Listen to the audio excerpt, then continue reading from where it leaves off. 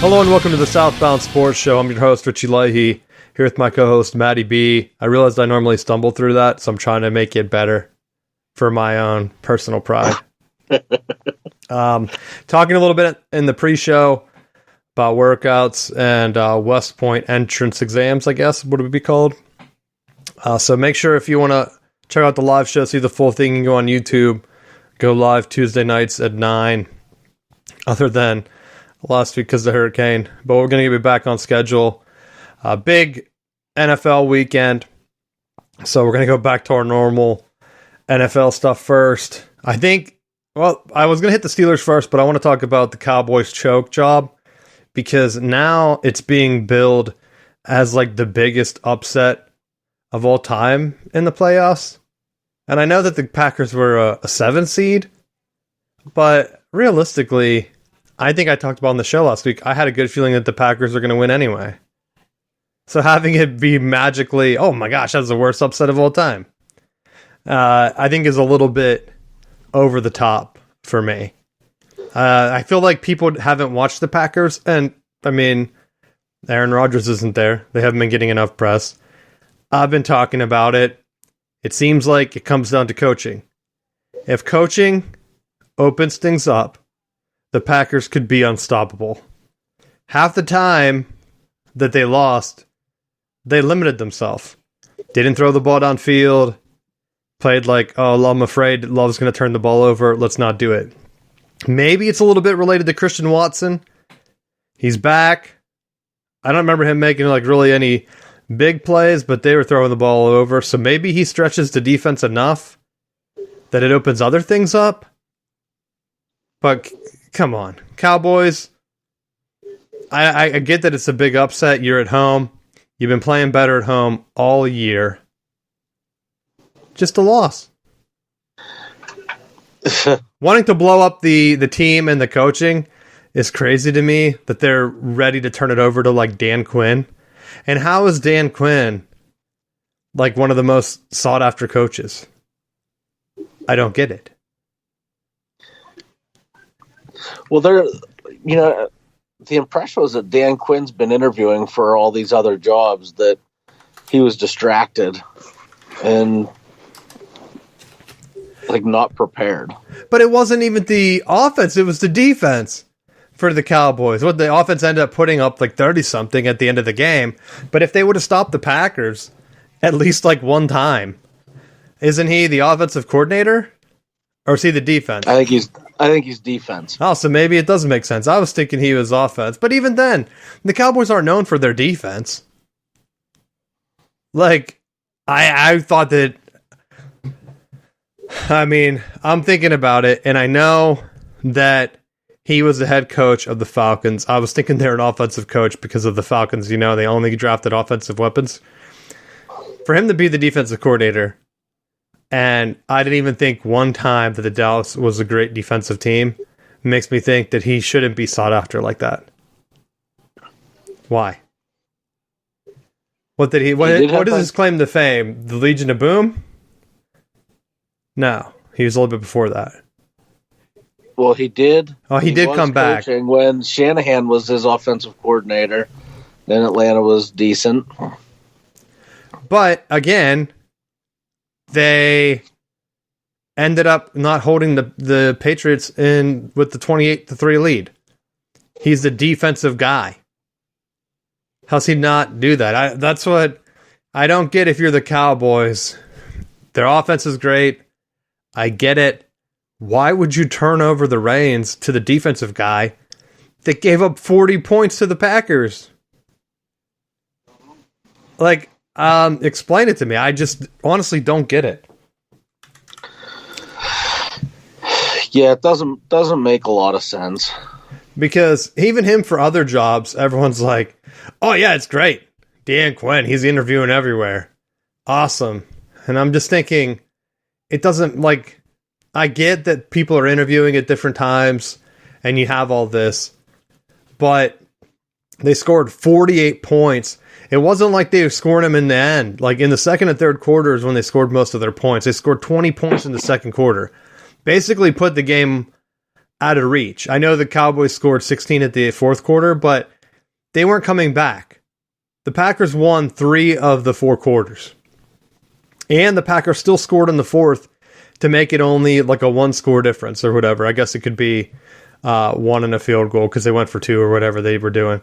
But get stops. You're the defensive guy. And even if you're interviewing, I don't know how that can be like, hey, what'd you do recently? Oh, yeah, we got upset in the playoffs by the Packers. People didn't even think they're supposed to be there.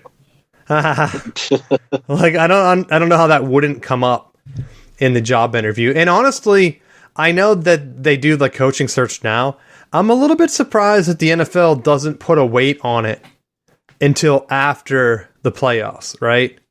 Like, you can't contact a guy until after their team's done. It's not like college where they have to go in and do recruiting. Why do they need a coach in place right now? But I don't think there's been many scenarios where coaches have left, like where their team's still been in the playoffs, and they're like, "Oh, I'm going to take this job after the rest of the." Like, it typically seems like if they're interviewing, everyone else just kind of collapses around them, and then they're just done. And then if they want to move on, they're already out of the playoffs and done. Yeah, the Lions offensive coordinator, he's the one that's being pushed for the Redskins or Commanders, whatever the hell they are. And I think it seems like it's a done deal. And it's like, they're still playing. So they're obviously not going to be like, yep, we hired him. He'll be here soon. Like, let's wait to see how they appear. Now, the Lions did get the win. And fans are booing Stafford. And everyone's like, oh yeah, Stafford, say something nice about Detroit. And then he didn't. And I'm like, why would he? Like, they really want to make that a thing. I know. It's like, it's weird, right? It's like an ex, like having an ex show up at like your divorce. And it's like, all right, go ahead. Say something nice about them. It's like, why are you even here? I'm not even divorcing you. Like, I mean, like the previous ex, right? So, because they just lost. So it's not like a win. It's not like he's getting married. Like, if they beat the Lions and he's like, yeah, Detroit, suck it. In your face again. Like, then that would be funnier. But he looked sad. And then his wife said that he's going to be back next year. She must need the money, right? Trying to force him to work. Another hero. Everyone's like, yeah, he's going to retire soon. Great. Awesome. The other one that I'll talk about, the Dolphins. Like, did they just not show up either? But first off, for Miami, like, that has to suck knowing if you just don't let Buffalo beat you, you're playing a home game and it's warm weather and you're cruising. Instead, you play in the coldest game and they're like, Buffalo's Pittsburgh, we're going to bump your game because we care about player safety. Kansas City, Miami, this is just going to be a good old-fashioned football game. Let's play it out in the cold. Yeah, it was like negative 19 or whatever.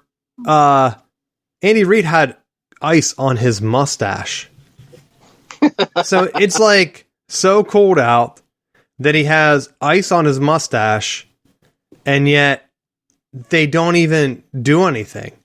And we could talk about the Steelers getting postponed because everyone's throwing it at Buffalo like, oh yeah, great one, guys. Don't put a roof on your stadium. And it's like, didn't the state close it down?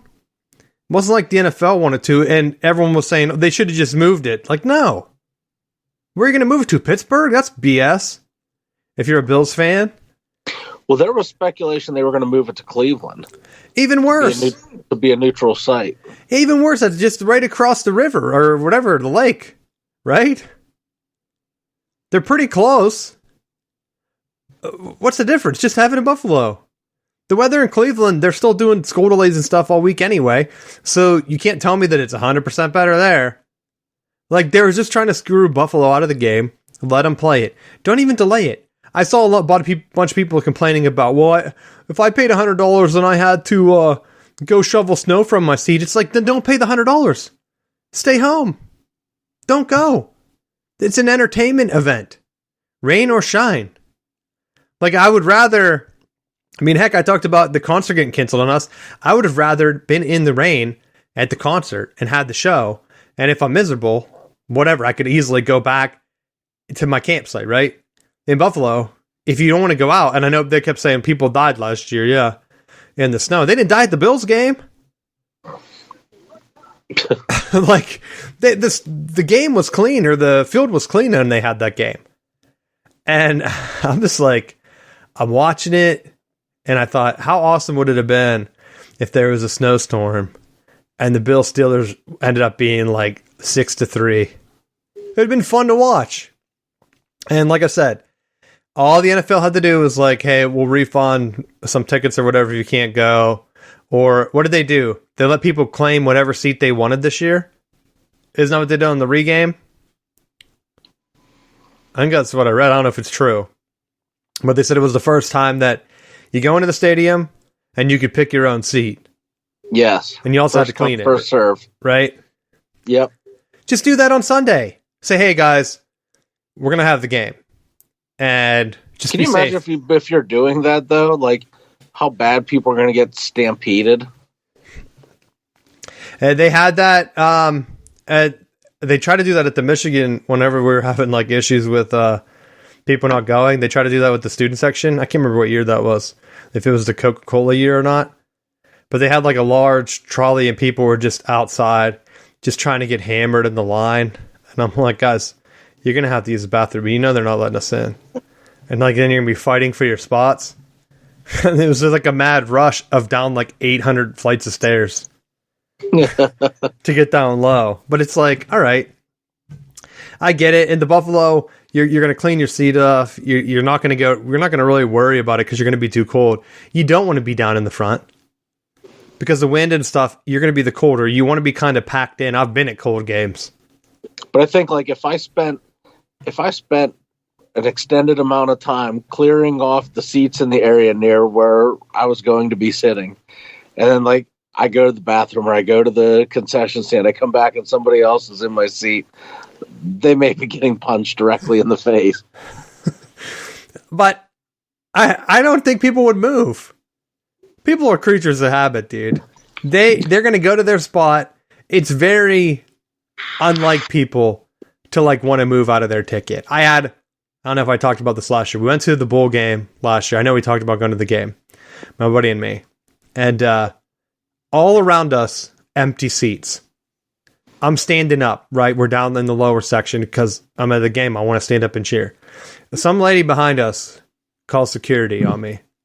And they're like, hey, buddy, you're walking around a little bit. You got to stay right in front of your seat if you want to stand. I'm like, so I can't like go out into the alley a little bit. They're like, no. So what if a handicapped person wanted to go down the steps? I'm like, well, I hope they would be like, excuse me. Like instead of just plowing down the steps. And the guy's like, all right, buddy, we can't really kick you out, but just let you know people are complaining. I'm like, who the hell's complaining? I turn around, it's like this one lady, and she's like, it's me. I'm like, all right, why? There's 50 open seats. Just go sit over there. She's like, this is the seat I paid for. This is the view I want. I'm like, the view you want? You could be 14 rows down and be closer. I didn't move because there's a railing behind us. I was like, I didn't move because I wanted to stand. Like, I was doing it. We got seats so that we could stand. And then she actually just left the game because she didn't want to change her seat. Security's like, you can just to get a better seat. Go ahead. Pick one of the ones that's open. We don't care. Like, we don't care. But she was so mad that I wouldn't sit down, that she left the game. And the security just shrugged. I'm like, that's the dumbest decision I've ever seen. Like, who could have a better seat, but because they had their own assigned seat mat, they did not want to leave it.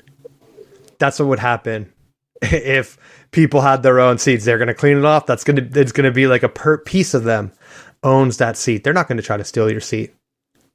Plus, they probably would be afraid of getting punched. So the moral of that story, stand your ground. Stand up and cheer loud. Too many people sitting down. It's not a game. Just watch it at TV then. Even at the bar, like I'm walking around, I'm pacing, I'm yelling. People probably are like taking Snapchats of me. Like, this guy looks like he is schizophrenic. Throwing the Michigan championship game? Hell yeah. I was talking mad crap to myself. Like, come on, like, one more run, baby. Seal this game out. And then he never did it for like 2 quarters. It's like, oh my gosh. So that's what I'd be like at a Bills game. Yelling, talking to people around you, having fun. And if it was in the snow, I wouldn't even care. Because it's only a couple hours.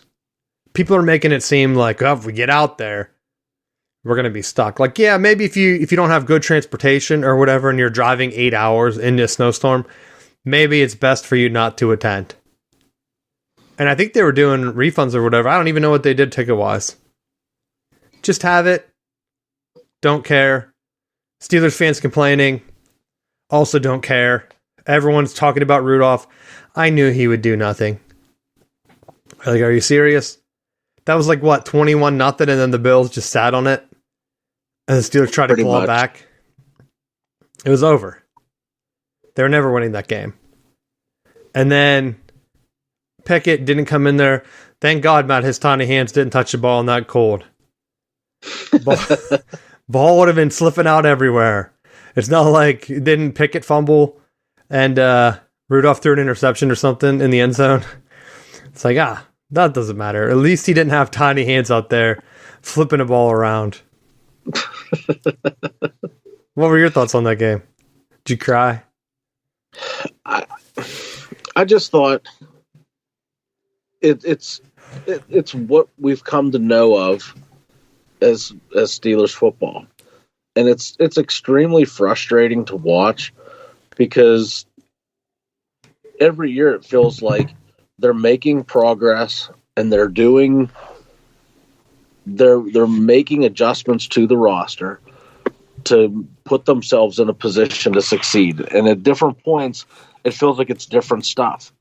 Like for the longest time, it was they were going with like the most random secondary guys and just getting absolutely scorched in the secondary. And then it was like they made the trade for Minka and was like, all right, like they're starting to address the issue. And like you're seeing that they're trying to solve the problem. But at some point, there's such a big emphasis on Mike Tomlin never below 500. Like, but he's not doing anything when he gets to the playoffs. I mean, other teams have fired their coaches for less. And I know, granted, a lot of those franchises are continuously in the running for those higher first-round draft picks, and they're in these situations. But when you really boil it down, it's like Tomlin had his Super Bowl runs when there was still a core group of guys left over from when Cowher was there. You have guys like Najee Harris now that's coming out and being like, we really don't have any roles. It's just kind of a free-for-all here.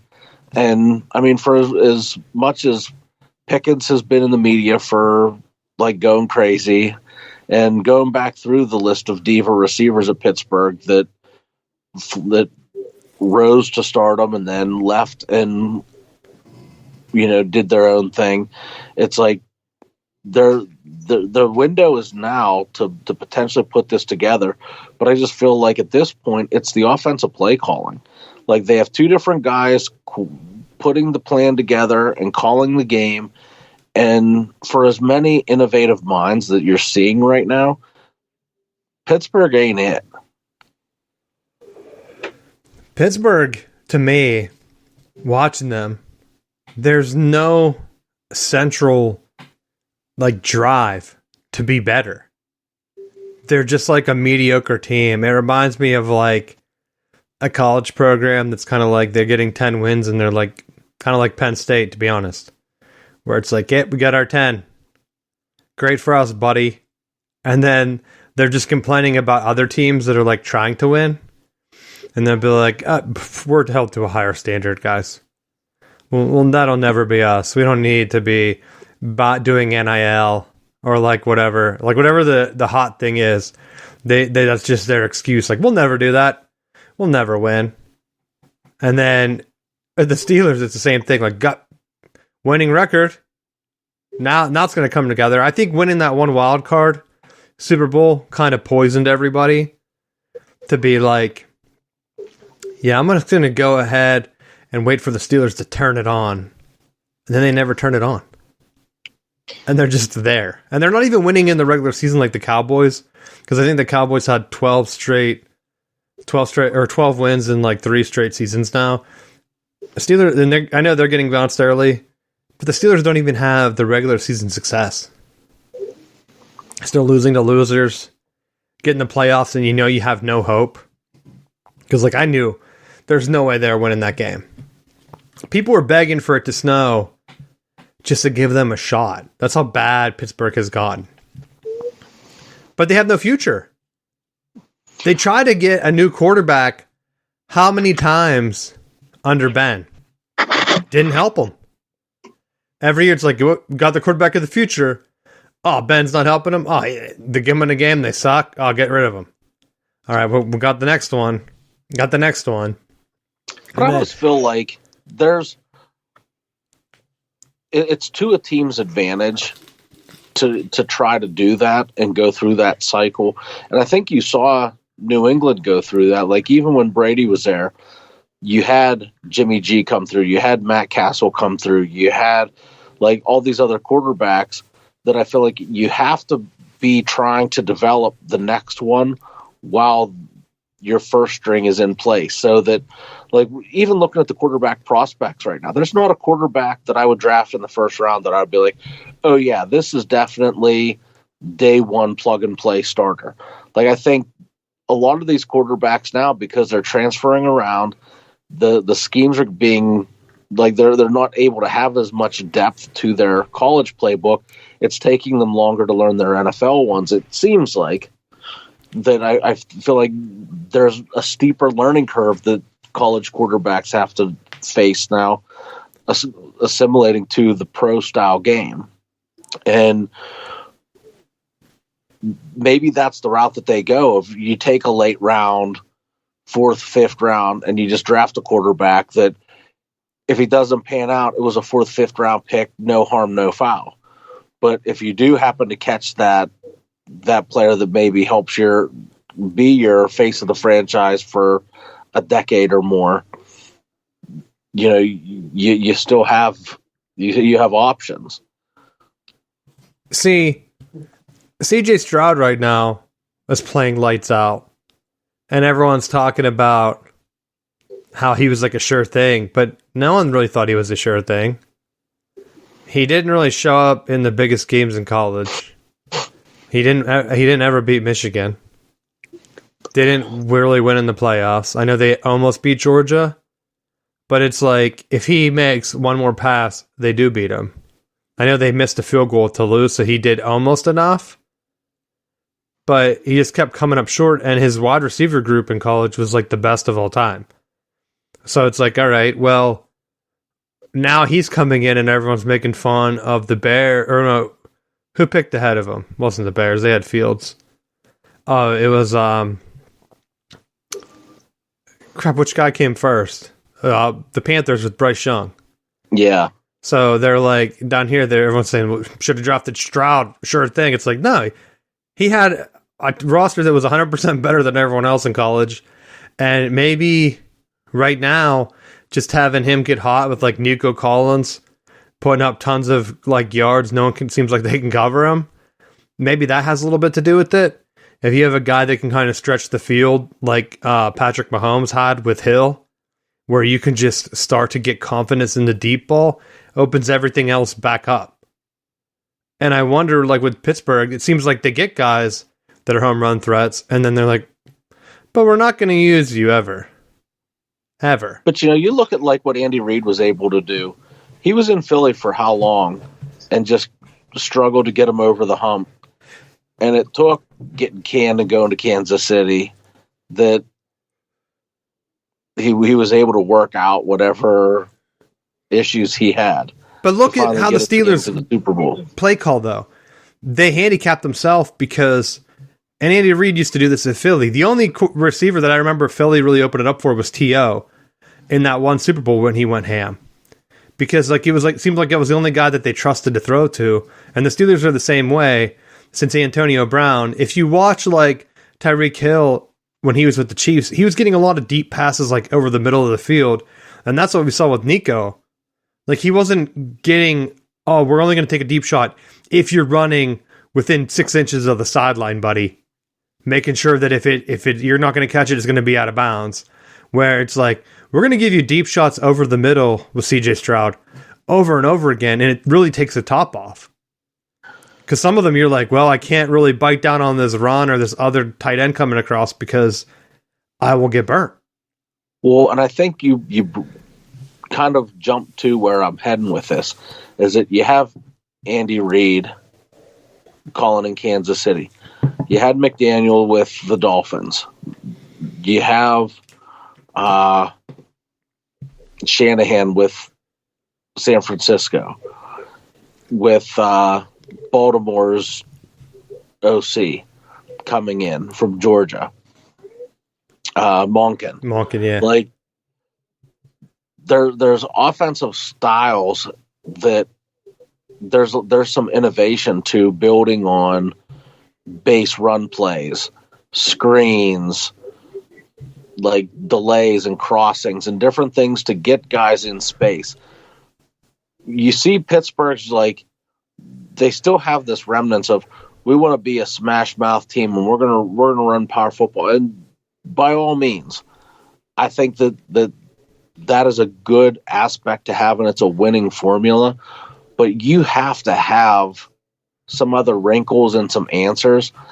And when your offense is just consistently run up the middle, throw a deep pass, throw a screen, and punt, it just they pigeonhole themselves so much that it's like they're playing with one hand tied behind their back.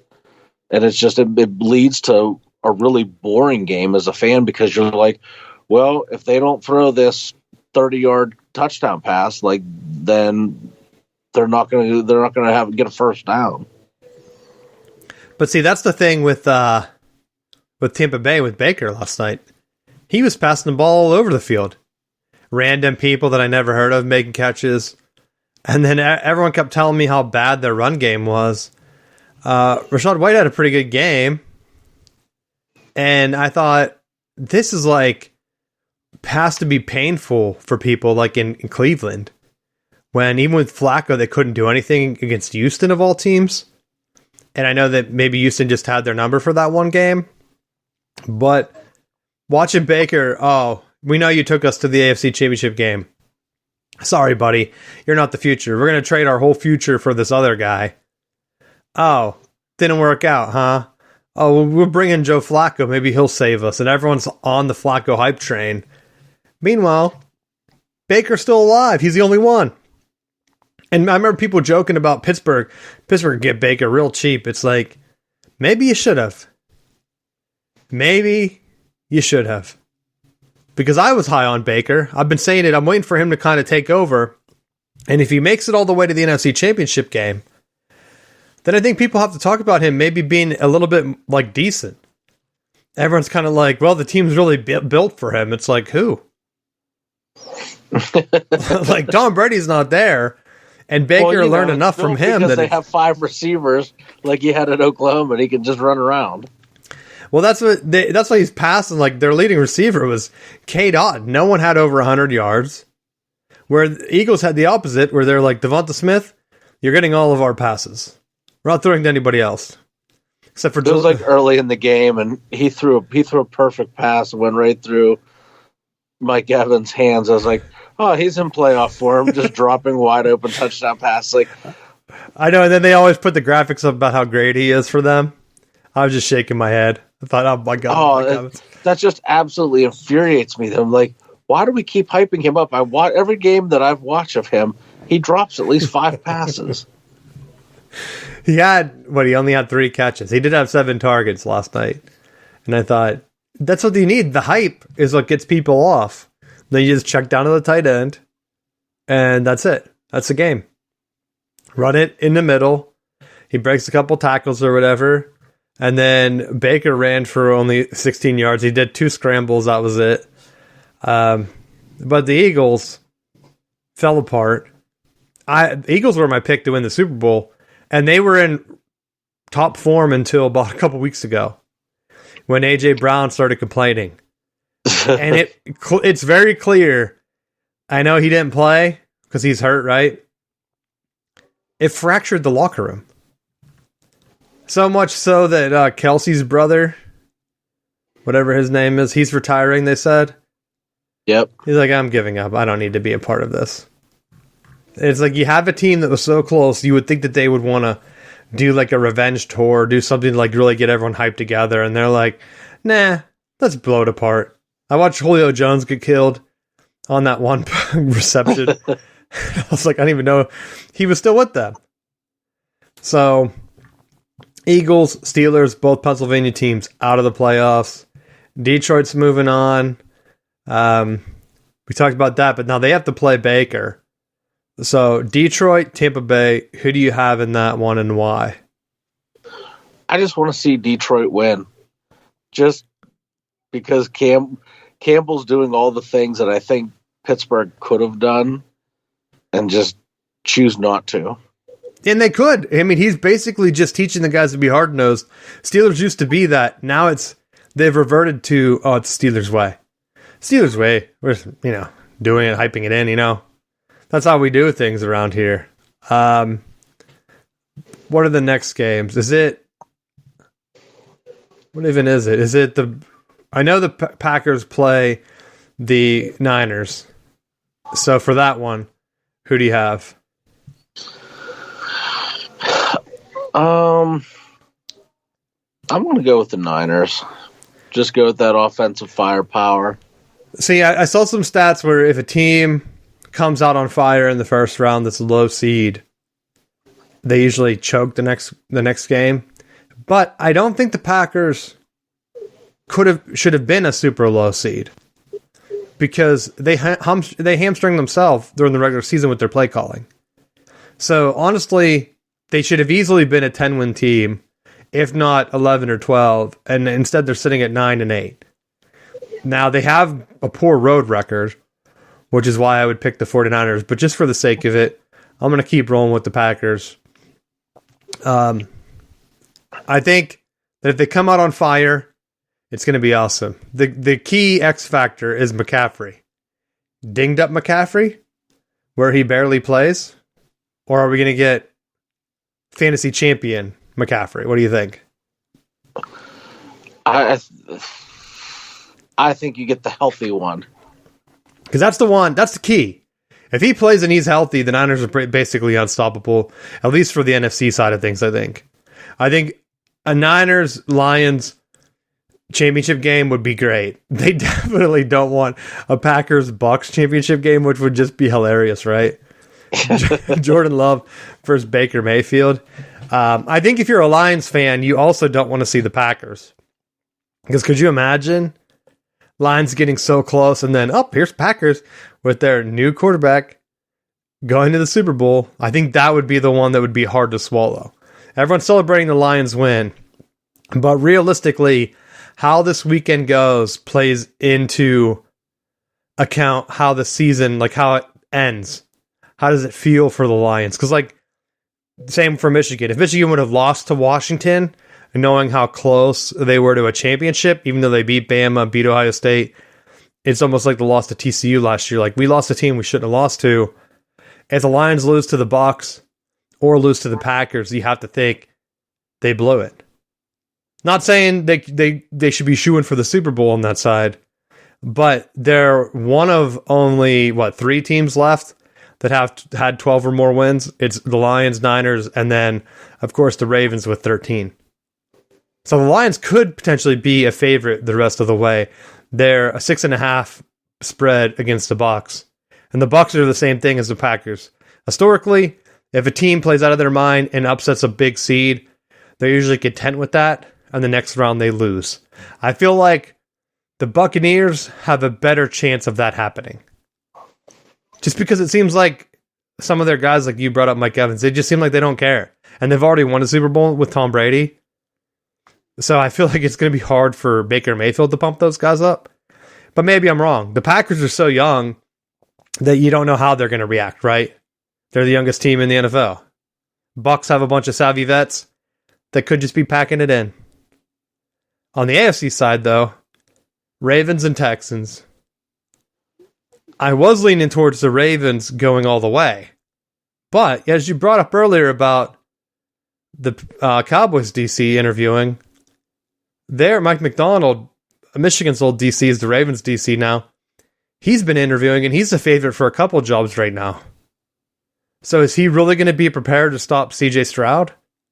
Now, granted, I did bring up the Michigan thing because he stopped him in college. So does he kind of already have an inside track there? What do you think? I'm leaning more towards Baltimore just because home field advantage, and I feel like I don't see them choking this away because I feel like compared to other Baltimore teams of the past, like they're missing their tight end, but I feel like there's enough weapons around Lamar Jackson that he's not in this major panic right now, where it's not like teams can just tee off exclusively on him. Destiny states that a Ravens-Lions Super Bowl, where after Michigan won the national championship, if a Harbaugh stops Detroit from winning the Super Bowl, the fans will be conflicted, man. Right? I would like to see a Buffalo-Detroit Super Bowl. You know what, the Ravens to make it? I feel like the Ravens are the team of destiny this year, but maybe I'm wrong. No, Buffalo, Detroit is who I want. That way, either team, they've never won the Super Bowl, and I can be okay with it. Texans haven't won it. Texans has never been there. Same with the Lions. You could have Lions. But they're new. They have time. The Bills have been there, Matt. They had their chances. They were so close, too. I know. They're playing the Chiefs. Is that who you're picking? The Bills? Yeah, I'm going Bills. It's the first time they said Mahomes is on the road in the playoffs. So and the Bills Mafia. I've loved watching all the memes of like when Taylor Swift walks through Buffalo parking lot with drunkards diving through tables on fire. They had that one where they showed someone like in a hotel room that was like in Buffalo. It's like all torn apart, and they're like, I wonder what Taylor Swift's face will be like when she walks into her luxury hotel. That reminds me, I went to a concert upstate New York and get into our hotel. Dude, they had mirrors on the roof and on the side because we were like, yeah, we'll get the upgraded room. I'm like, this is the upgrade? Mirrors everywhere? You sure there's not cameras in these mirrors? Good Lord. So that'd be funny if she did the same thing. She's like, I'll get the luxury suite. And it's just a bunch of like mirrors and stuff everywhere. Like, oh, you can watch yourself. Awesome. I feel like I don't want the Chiefs to win. I'm tired of them. I would like to see the Bills. Watching them lose so many Super Bowls growing up, that always stuck with me where I felt like they deserved a Super Bowl win. And I always liked playing as them on Madden because their team always sucked. And it was kind of like, oh yeah, this is like taking the lesser team in NCAA football and trying to build them into a powerhouse. I can do that with the Bills and Madden. Absolutely. Well, and I mean, even looking at the style of Pittsburgh's offense, where whether it was Pickett or Rudolph, they're standing 3 yards, they're standing 7-8 yards behind the center, and they're in the gun and they're throwing it or they're handing it off, and you know exactly where it's going to be. Like Buffalo's moving Josh Allen around. He's running some design quarterback stuff.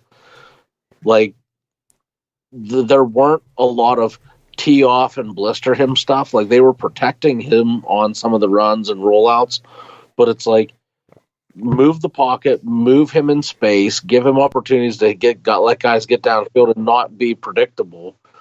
And it was such a contrast in watching what Pittsburgh was trying to do and skipping the ball in the dirt and throwing it out of bounds. And it was like Buffalo reminded me of how a team can operate as an offense. So that's the one thing that I think people need to see, the different offensive stuff. They see the Chiefs and they're like, oh, he's always cooking back there, doing something different.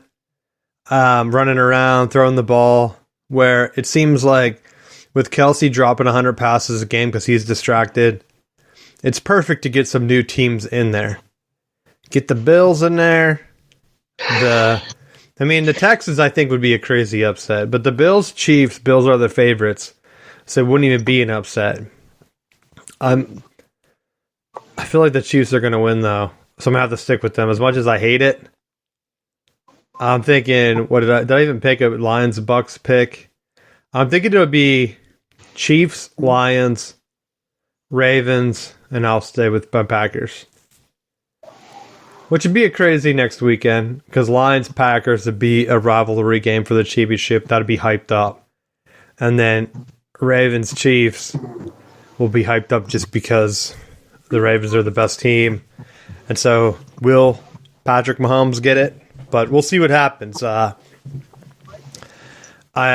hope that if some of the teams I don't pick win, that they're new. I don't really like the idea of CJ Stroud winning a Super Bowl, though. He can have success. But Tom Brady is one big thing that always hurts Ohio State because none of their guys have performed in the NFL at quarterback. Even though it hasn't stopped recruiting at all. As I transition into college stuff. I know the recruiting stuff has been getting a little bit out of control. Because on one hand, Florida State got their allegations or whatever. What was that? They just magically have a hidden investigation going. No one from their conference leaked it to the media, and had like a bunch of coaches on a voice call together, where they're like, "Hey, we think you should suspend the coach," and then the conference commissioner steps in and they suspend the coach for 3 games in the middle of the year. That doesn't happen in the ACC. Well, no, we'll take your allegations and we'll raise you, because the guy that did it was the former athletic director that pushed out Jimbo Fisher, said we had no money, hired Willie Taggart, like set the program back for a long time, and then joined the NCAA and was like, "Ha, gotcha." So he's like the Jim Stapleton of Florida State. He was like, "Hey, you're trying to leave and break your grant of rights and dissolve the ACC and hurt ESPN? Gotcha." But they did it in secret. It's like, "Hey, gotcha, guys. Right here, just take your penalty." And they're like, "All right." And the weird thing is, it's the same thing that Michigan was accused of, right? Or something similar to the cheeseburger thing. Yeah. Which they gave your guy 3 games. Harbaugh tried to go for 3 games, and they were like, "No way, not harsh enough, buddy." Or he wanted 4, and they were like, "No, you need more." So then he did 3 as a compromise. So it's funny now that Florida State's guy just gets 3, and it's like the precedent's been set. I've already seen that argued from the Michigan side, where it's like, well, the exact same thing with Harbaugh for the cheeseburgers. They're going to try to say about lying, but in the actual Florida State thing, they said that the guy lied, but based on circumstances, they let that slide. So I feel like they're not going to let Harbaugh get away with it. Like, they have to kind of just let him go for that one. I feel like the Connor Stallions thing, as I make fun of like Jim Stapleton being the Michigan boogeyman, because I've seen his name brought up at least 10 times today about the Harbaugh contract negotiations. But wait a minute, you can get drunk and drive recruits all around campus and crash and kill people, and they're like, "It just means more." Matt, respect the family and the sad time. Yeah, like that's the thing that I don't understand is how can you, and you know that there have been all these things, and you don't even pay it any mind other than respect the families during their hardship. But in an era now where everybody's paying players, like, how are you trying to police this? Or like, where is the line where it's now too much? Well, how are they not caring about Miami when they're just like blatantly saying who they're paying? And then the guy's like, "I'm going to go to the NFL." So they're like, "We're going to pay 5 other guys." And then finally it circles back. They're like, "Yeah, well, we'll pay the original guy." It's like, they know they're paying.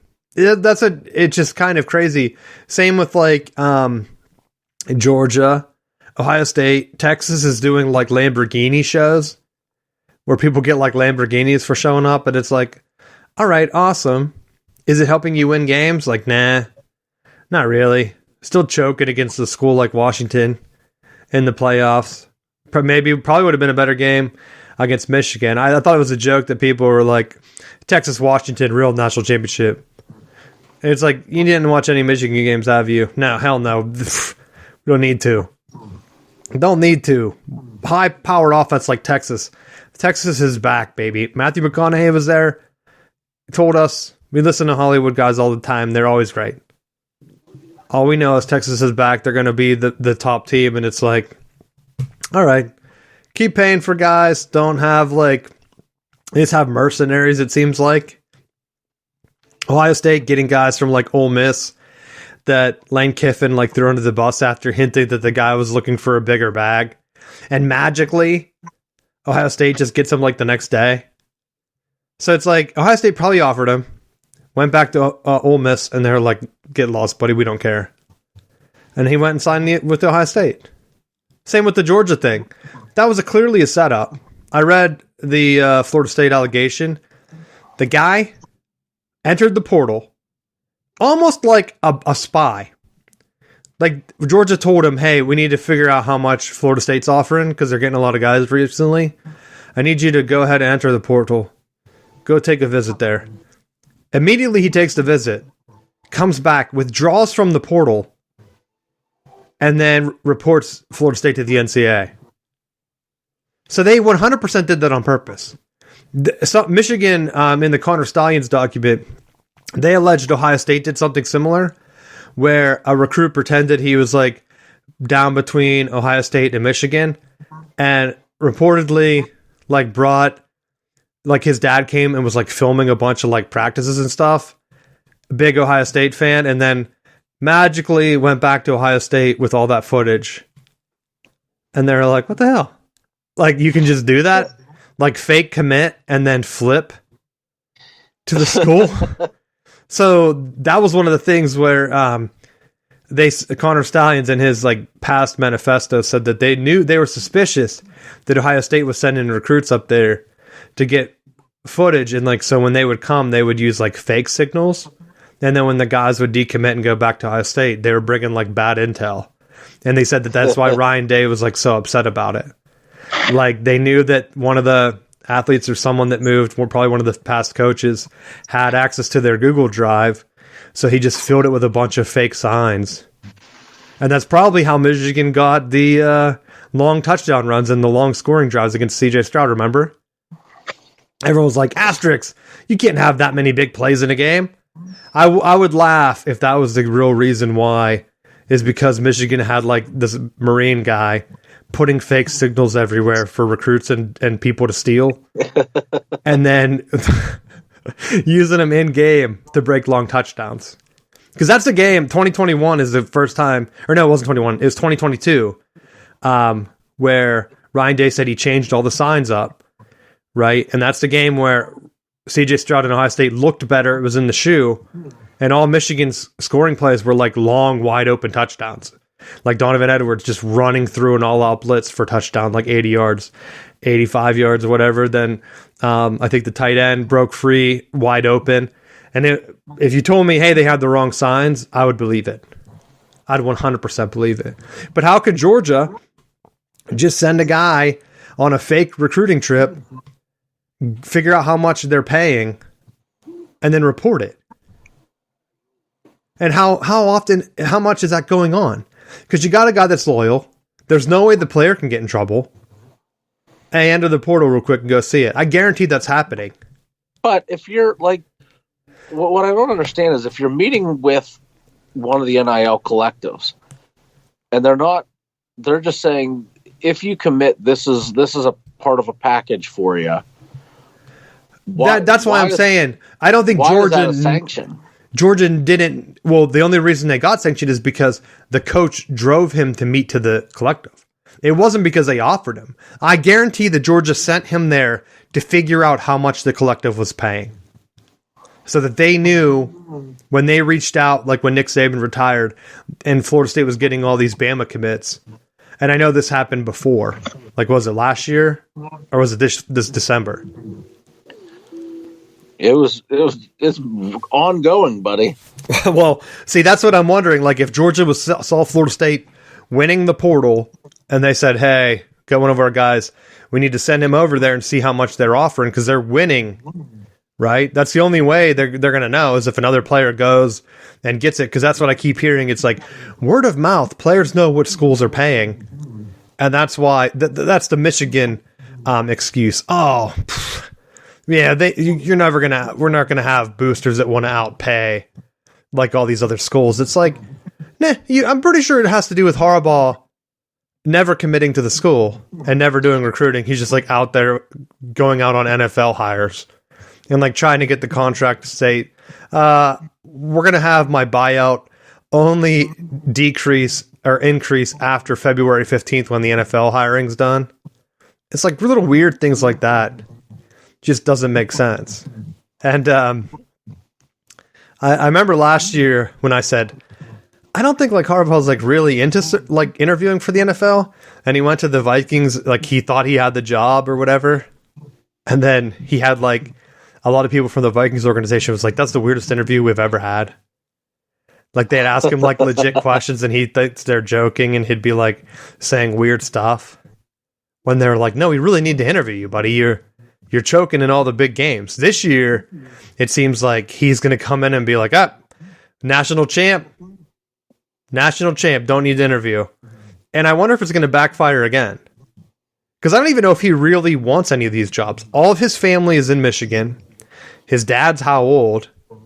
But I think when you look at some of these jobs, like he's smart enough to understand that I don't think that he would do this, but realistically, he could just hang out at Michigan at this point for at least 3 years and have total immunity. Well, he's 60 now. And that's kind of what he's been doing. I said he needed to do that a while ago. It seems like when they started winning is when he kind of stepped back. He has his fingerprint on the offense, but they're still doing a lot of trick plays and stuff that he never really like kind of went through, you know? And the defense, he's not as involved at all anymore. He's kind of just turned it over to like the Baltimore, where Michigan's defensive coaches are working with the Ravens defensive coaches, and they're both running the same system that no other team runs, where they have guys flexing in, rotating in like hockey lines, where Michigan brings an entire defensive line in, where after guys said that they were coming back, I was surprised how many like big-time players Michigan has on defense back, even though they're losing a bunch, because it rotates so much, the defense is still going to be loaded. Offense, same thing with the offensive line. They're rotating everybody through, where now this year, I read the thing about Ohio State like laughing at Michigan saying that they're going to lose like 20 seniors or something. Their entire offensive line next year is going to be like, I think 4 of them are seniors. It's like, if you're rotating everybody in, then you're just going to have a bunch of older guys at all time. So the only weakness Michigan really has right as of right now is quarterbacking, because I think Tuttle, the backup, got denied for his waiver, and then there was rumors that Tua's brother wanted to come to Michigan, and he got denied because he was tied to Miami. Then Miami offered Ward again, and he withdrew. So then they were saying that Tua's brother was going to transfer to Michigan, and his waiver got denied. So, of course, the 2 quarterbacks that Michigan was relying on both get denied, of course. But you never know. We never know what offense they're even going to run. Heck, Harbaugh could leave and they could go to like a heavy run spread like Urban Meyer, like what you saw under Cam Newton with Alex Orji. Harbaugh never let him pass the ball. Right.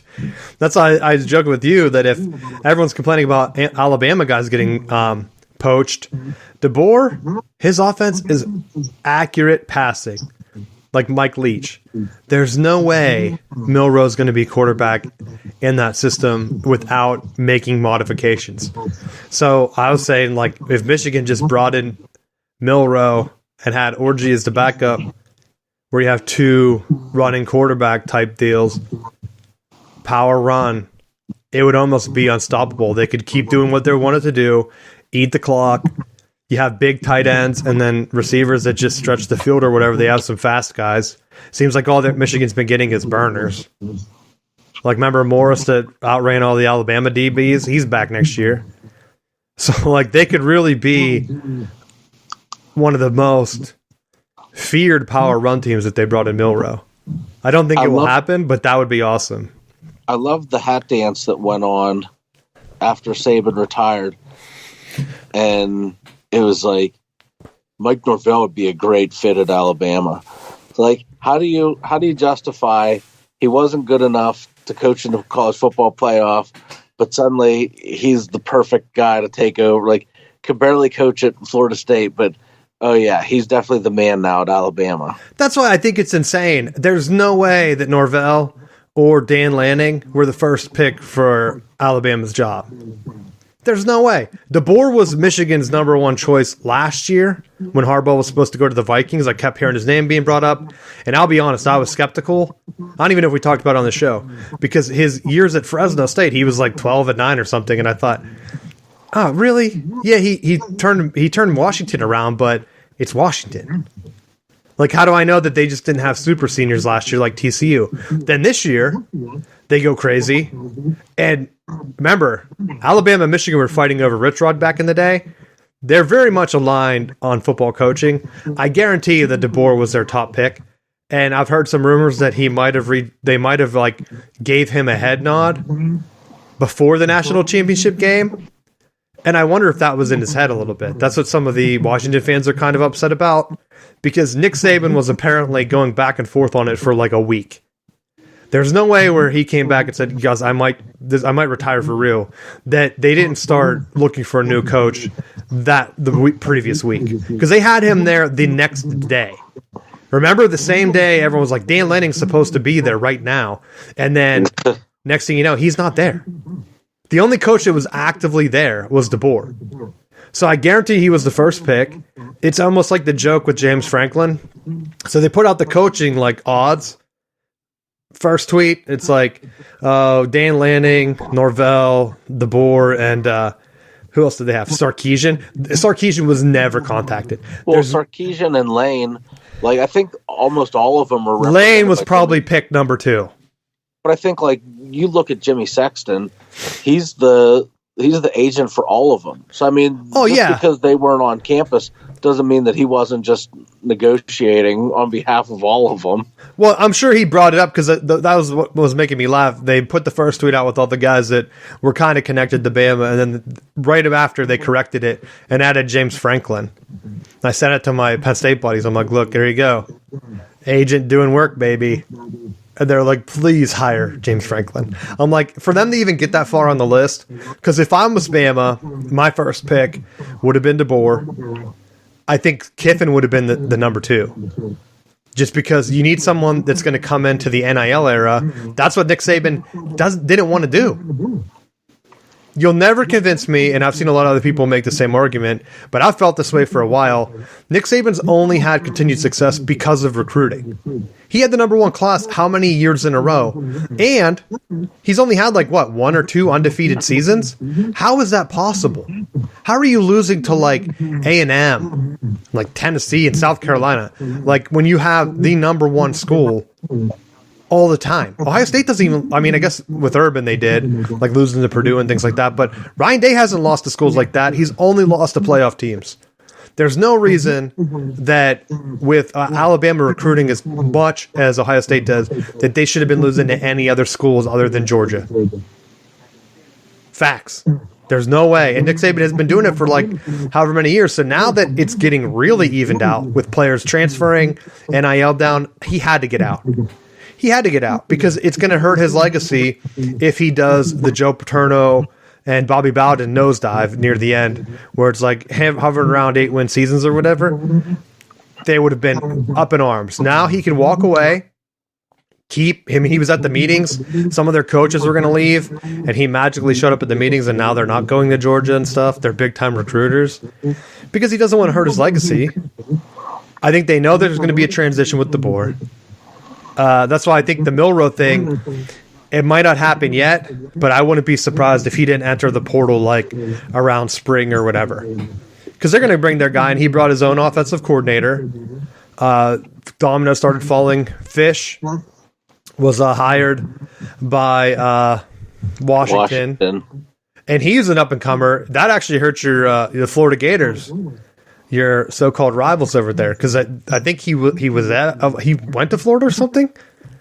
So they've been having their eye on him for a while. He was great at Michigan. I always brought him up, and he turned Arizona around. It took him a while. But now they're saying with him going there, it's going to be hard for Florida to like hire him because it's going to be kind of off cycle. Well, it didn't have to take him that long because Rich Rod was there, so he already had a foundation.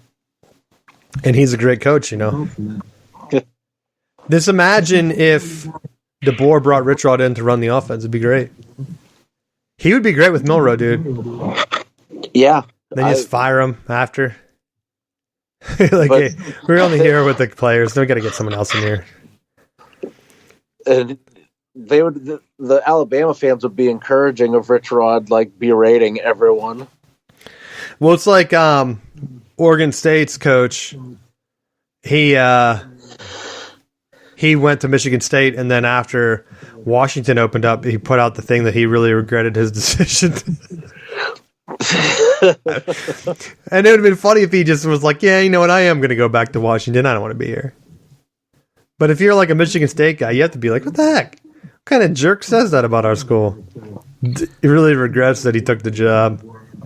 Bummer. And maybe it's a fake quote, but it seemed like it was real because it like came from some of the media guys that I saw. So that's my college football roundup. A lot of tampering in the portal, but I don't care about that.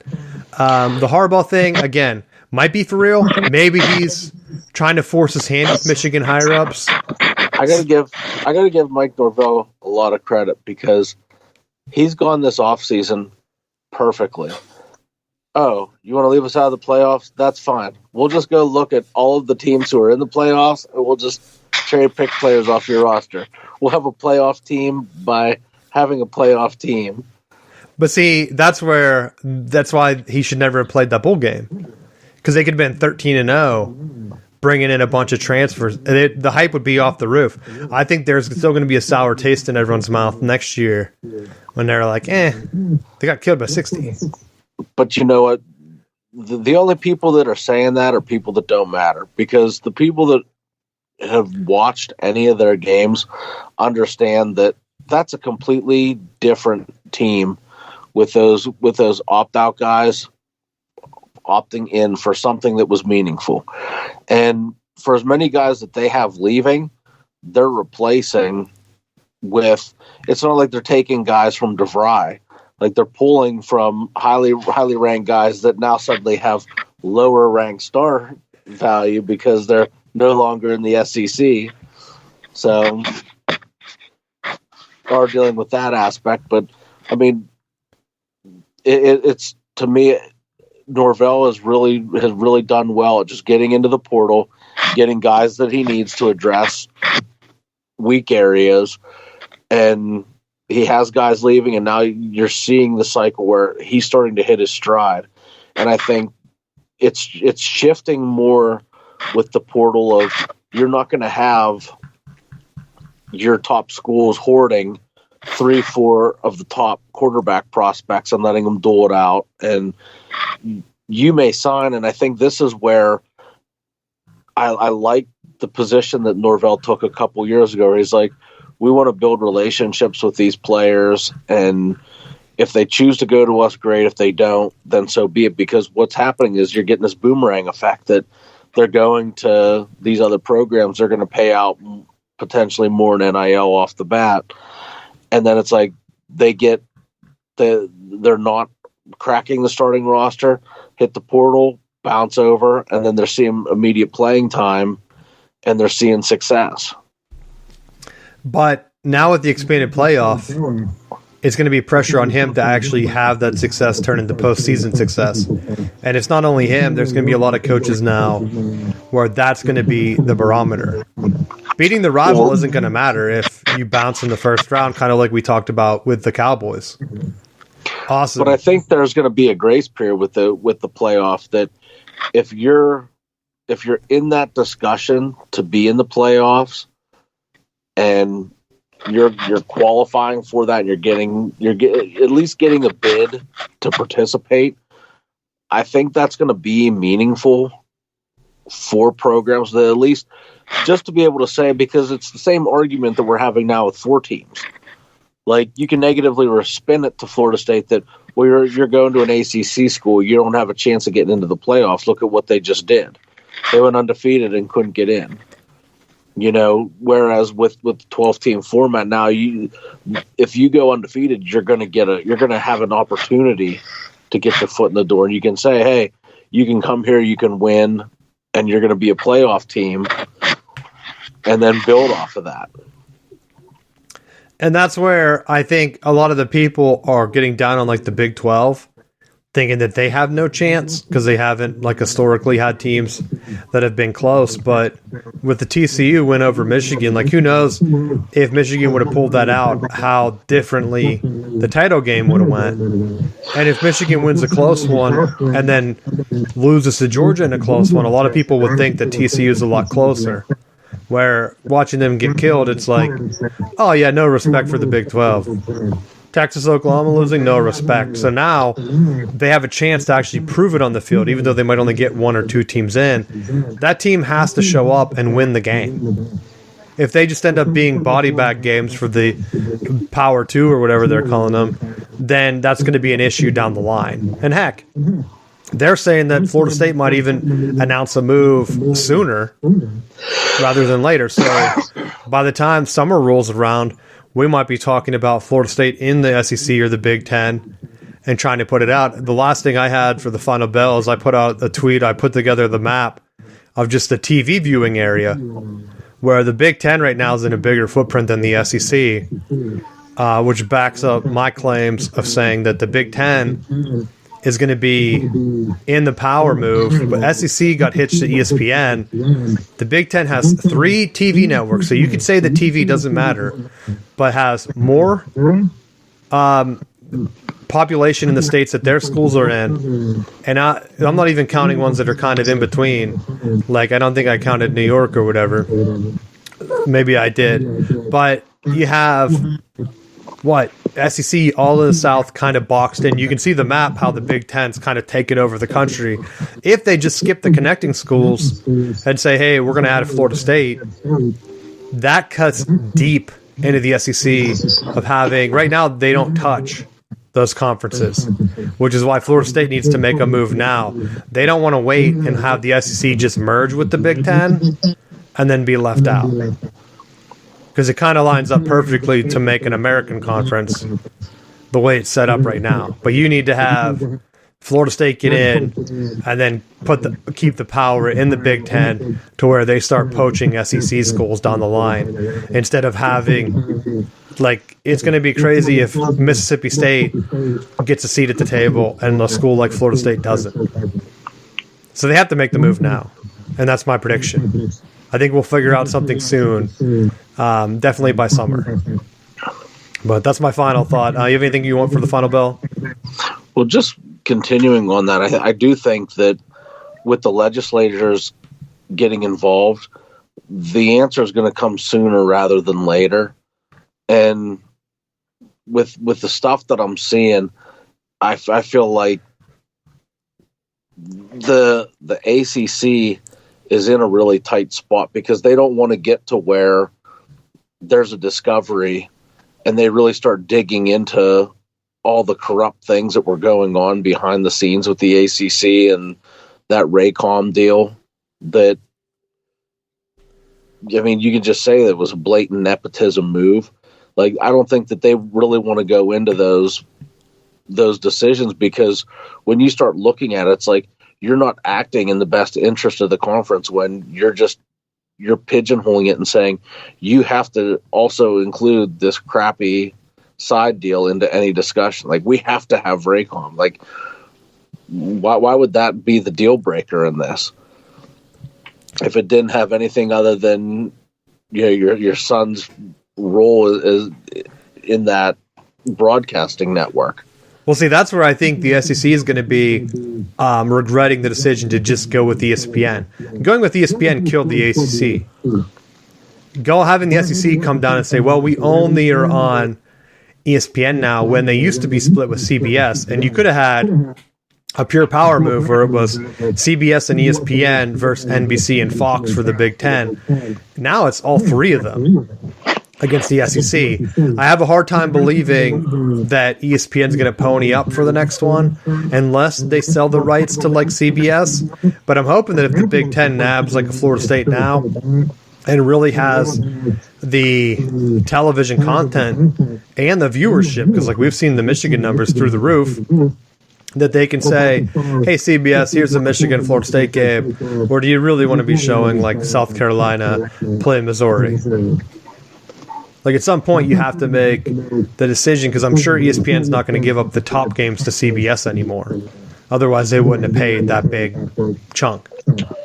And pretty soon there's going to be no more bidders, but yeah, we'll see how it changes, because like some of the media stuff will come out this summer, and we're going to definitely hear more soon, because with the NIL stuff, they've already started to put a number on it, where if the big networks like the Big Ten has talked about trying to just do a base salary, and I think the research that I saw made it seem like they could get $70,000 a year per player. There's no way that like one of the quotes is like a guy calling out Baylor for I think like $30,000 right now for like a player. Baylor's not going to be able to keep up if like Rutgers is offering $70,000, and it's like, hey, you can go to Baylor and hopefully get other NIL deals, but your base salary is only going to be $30,000. And it's like, I just go to the Big Ten. I don't even have to try for NIL stuff. I can just focus on playing, and then like if I hit it like big time, like Michigan's guys did, like Blake Corum, the NIL stuff will come after, and then that's it. Don't worry about having to get that money because it's already guaranteed, basically, with the scholarship. So, we'll see. Big playoff games coming up. So thanks for listening, and we will see you next week.